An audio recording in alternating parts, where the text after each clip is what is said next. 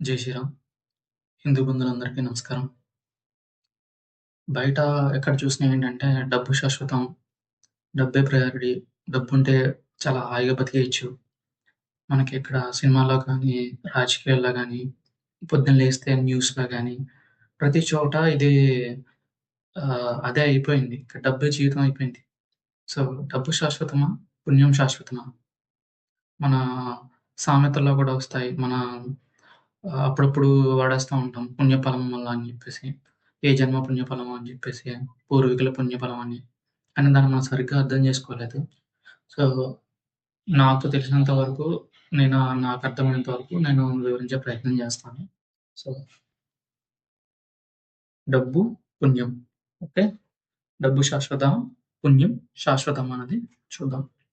So, రెండిటికొచ్చేసి 2 శాశ్వతం కాదు. 2 ఖర్చయిపోతాయండి. డబ్బు బతికున్నప్పుడు మాత్రమే ఉపయోగపడితే, పుణ్యం చనిపోయిన తర్వాత కూడా వెంట వస్తుంది. డబ్బు బ్యాంక్‌లో దాయగలిగితే, పుణ్యాన్ని విశ్వంలో దాయగలం. డబ్బు మనకి అవసరం మాత్రమే. కానీ పుణ్యం అనేది అత్యవసరం. ఇంకొకటండి నేనెక్కువ గ్రాఫికల్‌గా యూజ్ చేయను. పిక్చర్స్ చేయడం గానీ, నాకు టైం సరిపోదు. ఉన్న దాంట్లోనే చెప్పడానికి ప్రయత్నిస్తాను.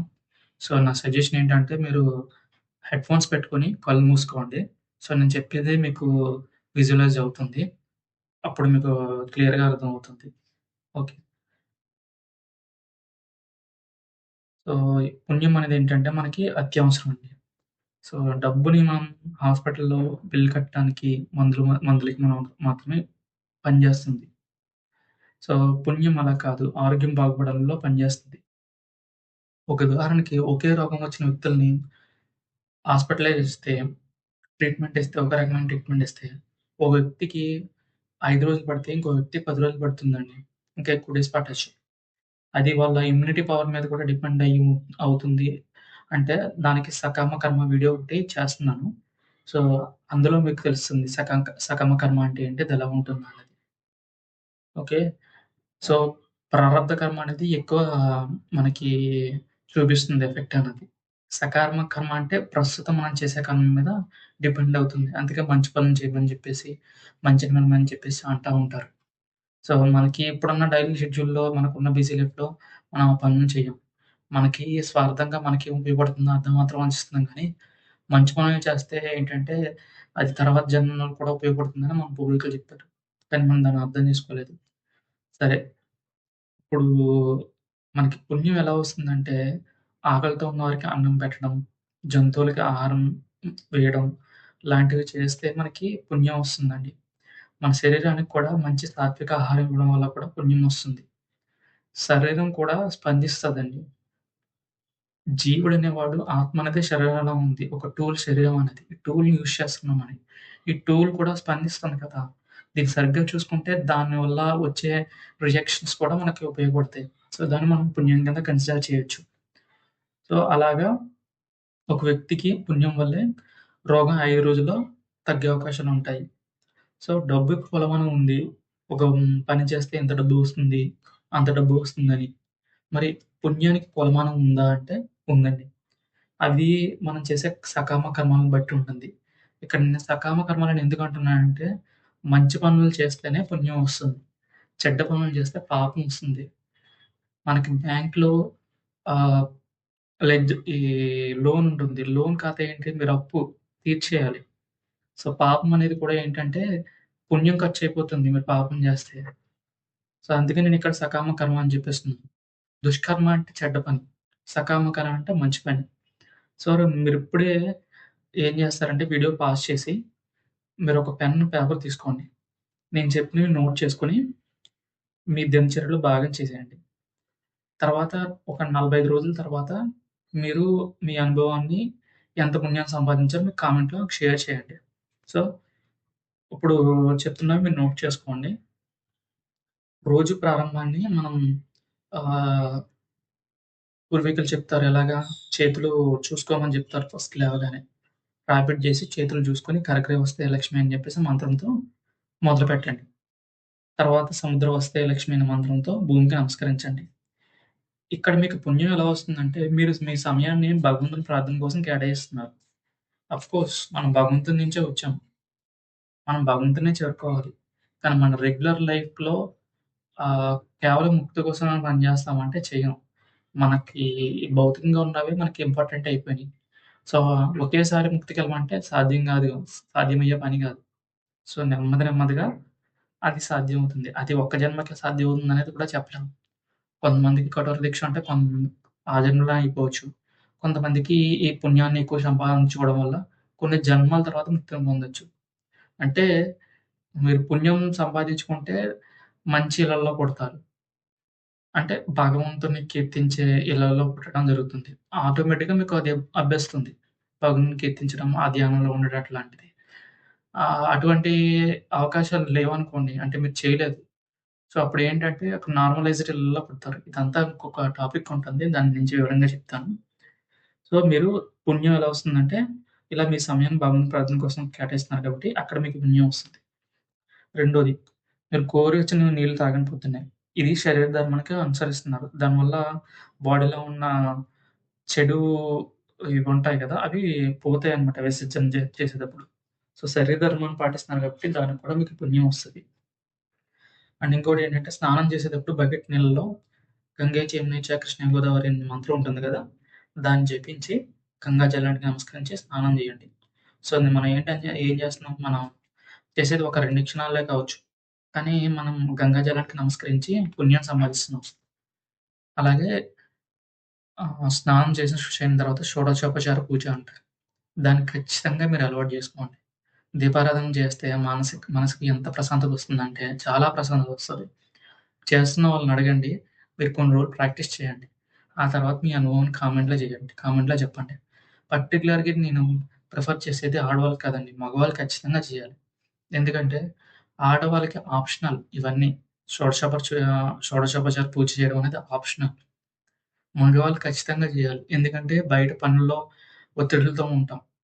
సో, ఎవరెవరైతే బయట పనులతో, ఒత్తిడులతో ఉంటారో అనుకూలంగా మారాలి కదా పరిస్థితులనేవి.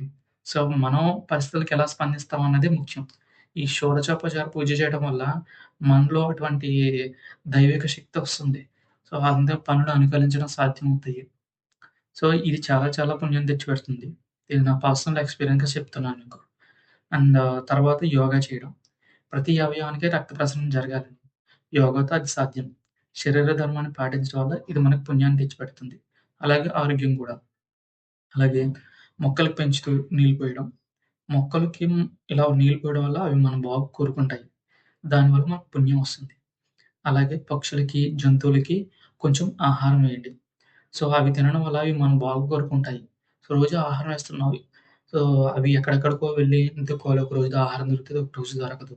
సో, మనకున్న స్తోమతలో కొంచెం కొన్ని గింజలు వాటికి ఒక ముద్ద వాటికి వేయగలిగితే వాటికి చిన్న బొజ్జోట్లకి ఆహా ఆ ఆకలి తీరుతది.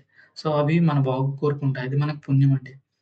తర్వాత ఆహారం తీసుకునేటప్పుడు భగవంతుడిని ప్రార్థించి తీసుకోవాలి. బ్రహ్మార్పణం బ్రహ్మాహి అని ఒక మంత్రం ఉంటుంది గదా! మీకు ఇంటర్నెట్‌లో సెర్చ్ చేసినా వస్తుంది. సో, ఆ మంత్రాన్ని పఠించి భగవంతుడిని ప్రార్థించడం వల్ల మనకి పుణ్యం వస్తుంది. దానివల్ల భగవంతుడు సంతోషిస్తాడు. మనకి భగవద్గీతలో గూడా ఉంది. ఎవడైతే నాకు నివేదించకుండా ఆహారాన్ని తీసుకుంటాడో వాడు దొంగే అవుతాడని చెప్పేసి క్లియర్‌గా ఉంది. సో, కాబట్టి మనం ఎవరైతే మనకి ఆహారం ఇస్తున్నాడో ఆ భగవంతుడిని ప్రార్థించి తీసుకోవడం వల్ల మనకు పుణ్యం వస్తుంది. మీరు మీ సమయాన్ని కేటాయిస్తున్నారు. ఆ సమయానికి పుణ్యం వస్తుంది. మన కృతజ్ఞత వల్ల ఆ పుణ్యం వస్తుంది. అలాగే సాయంత్రం పడుకునేటప్పుడు భగవద్గీత ఒక పేజీ చదవడం, ఇతిహాసాలు ఒక 5 పేజీలు చదవడం వల్ల మన సమయాన్ని మన గురువు వేదవ్యాసునికి ఇస్తున్నాం. సో, గురు కృప వలన మనకు పుణ్యం వస్తుంది. ఇవన్నీ ఎవరిచ్చారు? భగవద్గీత, ఇతిహాసాలు ఇవన్నీ ఎక్కడి నుంచి వచ్చినియి? మన గురువు నుంచి వచ్చినియి. మనకు గురువు ఎవరు? వేదవ్యాసుడు. గురు పౌర్ణమి జరుపుకుంటాం. ఎవరి పేరు మీద? వేదవ్యాసుని గురించే జరుపుకుంటాం. వేరే ఇతరత్రా కాదండి. సో, మనం ఇలా చదవడం వల్ల నైట్ బాగా నిద్ర పడుతుంది కూడా. అలాగే పడుకునేటప్పుడు రామస్కందం హనుమంతం అని ఒక మంత్రం ఉంది. సో, ఈ శ్లోకాన్ని అనుకుని పడుకోవడం వల్ల కలలు రాకుండా ఉంటాయి. అలాగే ఆ శ్లోకాన్ని పఠించిన ఆ క్షణాలకు కూడా మనకి పుణ్యం వస్తుందనమాట. ఇవన్నీ గుర్తుపెట్టుకోవడం చేయడం చాలా కష్టం అలవాటు లేని వాళ్ళకి. అలవాటు ఉన్న వాళ్ళకి ఇది రెగ్యులర్ లైఫ్‌లో అలవాటయిపోతుంది. కాబట్టి ఒక చెక్ లిస్ట్ తయారు జేసుకోండి. ఎలా అంటే మీకు ఇలా ఒక లెఫ్ట్ సైడు ఇలాగా డేట్స్ పెట్టుకోండి. ఆ మంత్ డేట్స్. అలాగే టాప్ హెడర్‌లో ఒక్కొక్కటిగా నోట్ చేసుకోండి. సో, ఈరోజు అంటే ఈరోజు అయిపోయింది. సపోజ్ నేను ఏప్రిల్ 1 చెప్తున్నాననుకోండి. ఏప్రిల్ 1 మీరన్నీ కంప్లీట్ జేసేసారు. సో, రెండో రోజు మార్నింగు స్నానం చేసేసి పూజ చేసుకున్న తర్వాత కూర్చొని సో, ఆ చెక్‌లిస్ట్ పేపర్ మీద టిక్ పెట్టుకోండి. యోగా చేశారా లేదా? పూజ చేశారా లేదా? ఇవన్నీ టిక్ పెట్టుకోండి. సో, అలా టిక్ పెట్టుకోవడం వల్ల మీకు ఇలాగా ఒక 45 డేస్ చేస్తే మీకు ఎంత పుణ్యం మీకొచ్చిందో తెలుస్తది. అలాగే మీకు స్వభావంలోకొస్తుంది. దానివల్ల ఎంతంత శక్తి వస్తుందన్నది. ఈ పుణ్యం యొక్క శక్తి ఏంటంటే జరగాల్సిన యాక్సిడెంట్‌ని ఆపగలుగుతుంది. డబ్బు ఆపుతుందా? జరగాల్సిన యాక్సిడెంట్‌ని ఆపలేదు. ఇది ఆపుతుంది. లేదా అది యాక్సిడెంట్ ఖచ్చితంగా జరిగే తీరాలి. మన ప్రారంధ కర్మను బట్టి. నేను ప్రారంధ కర్మ గురించి ఇంకో వీడియో చేశాను. అది చూడండి మీకు తెలుస్తుంది. ఒక కథ రూపంలో చెప్పాను. సో, ఇది చిన్నపాటి గాయంతో అది తప్పించగలదనమాట. అలాగే మీ ఈ పుణ్యాన్ని మీ బిడ్డలకి, మనవళ్ళకి కూడా మీరు దారిపోయగలరు. ట్రాన్స్‌ఫర్ చేయగలరనమాట. అందుకే మనకొక సామెత ఉంటది. పుణ్యాత్ములైన తల్లిదండ్రులుంటే బిడ్డలకు భోగం అని జెప్పేసి. సో, ఇది చాలా కష్టమేం కాదండి. నేనొక ఐటీ ఎంప్లాయీని. నా కోర్సులు చేసుకుంటానే నేను మీకు చెప్పినయన్నీ కంప్లీట్ జేస్తాను. ఇంకా ఎక్స్టర్నల్‌గా నేను జపాన్ చేసుకుంటాను. అలాగే భగవద్గీత చదువుతాను. ఆహ్, లాస్ట్ ఇయర్ నేను ఆహ్, ఇతిహాసాలైన రామాయణం, మహాభారతం కంప్లీట్ చేశాను. వచ్చే సంవత్సరం గరుడ పురాణం ఒక పైప్‌లైన్‌లో పెట్టుకున్నాను. అలాగే నా టెక్నికల్ కోర్స్‌లో కూడా డాకర్ అనేది కంప్లీట్ జేశాను. సో, తర్వాత రెడ్ హాట్ లైనక్స్ సర్టిఫికేషన్ చేయాలని చెప్పేసి క్లౌడ్ నా రెగ్యులర్ లైఫ్ ఏది కూడా డిస్టర్బ్ అవ్వదు దీనివల్ల. ఇంకా నేను ఇవి ప్రాక్టీసెస్ చేయడం వల్ల నా ఇంకా ప్రశాంతత పెరుగుతుంది. పరిస్థితులు అనుకూలిస్తున్నాయి. అలాగే ఆ పరిస్థితులకు నేనెలా స్పందించాలన్నది నాకు తెలుస్తుంది. హిందుత్వం అనేది మీరు దండం పెట్టుకోవడంలోనో, దర్శనాలు చేసుకోవడంలోనో, పూజ చేసుకోవడంలో కాదండి. మీరు దాన్ని అర్థం చేసుకోవడంలో, ఆచరించడంలో, స్వభావంలోకి తెచ్చుకోవడంలో, అనుభూతి చెందడంలో ఉంటుంది. కాబట్టి మీరు ఇయి ఆచరించి 45 డేస్ నాకు కింద కామెంట్‌లో పెట్టండి. ఓకేనా? జై శ్రీరామ్.